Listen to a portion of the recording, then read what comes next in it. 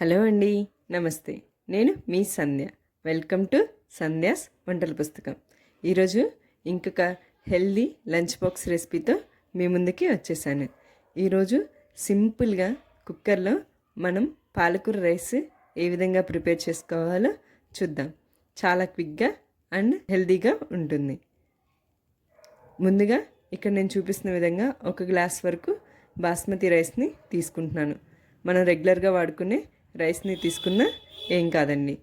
రైస్ని ఒకసారి బాగా కడుక్కున్న తర్వాత మళ్ళీ వాటర్ పోసుకొని మూత పెట్టుకొని ఒక 30 నిమిషాల వరకు నాననివ్వండి. ఒక గిన్నెలోకి వాటర్ తీసుకొని వాటర్ కొంచెం హీట్ అయిన తర్వాత పాలకూరని అందులోకి వేసుకొని ఒక 2 నిమిషాలు ఉడకనివ్వండి. అలా ఉడికిపోయిన తర్వాత స్టవ్ ఆఫ్ చేసుకొని పక్కన పెట్టుకొని చల్లారాక ఒక మిక్సీ జార్ తీసుకొని మెత్తటి పేస్ట్ లాగా వేసుకొని రెడీగా ఉంచుకోండి.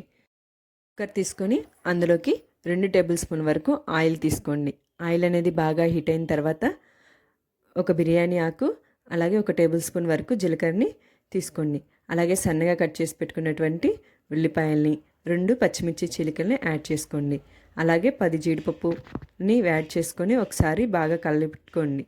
ఆ తర్వాత అల్లం వెల్లుల్లి పేస్ట్ 1 టేబుల్ స్పూన్ వేసుకొని పచ్చివాసన పోయేంత వరకు ఫ్రై చేసుకోండి. ఇందాకల మనం మిక్సీ వేసి పెట్టుకున్నటువంటి పాలకూరని ఇందులోకి యాడ్ చేసుకోండి.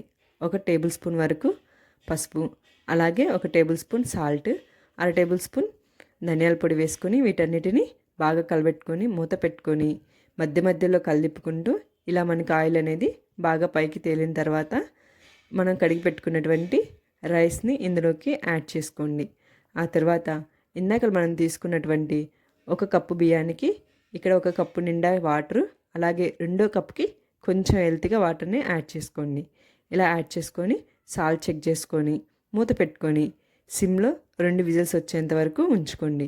స్టవ్ ఆఫ్ చేసుకొని ప్రెజర్ అంతా పోయిన తర్వాత మూత తీసుకొని ఒకసారి కలబెట్టుకొని వేడివేడిగా లంచ్ బాక్స్లోకి సర్వ్ చేసేసుకోండి.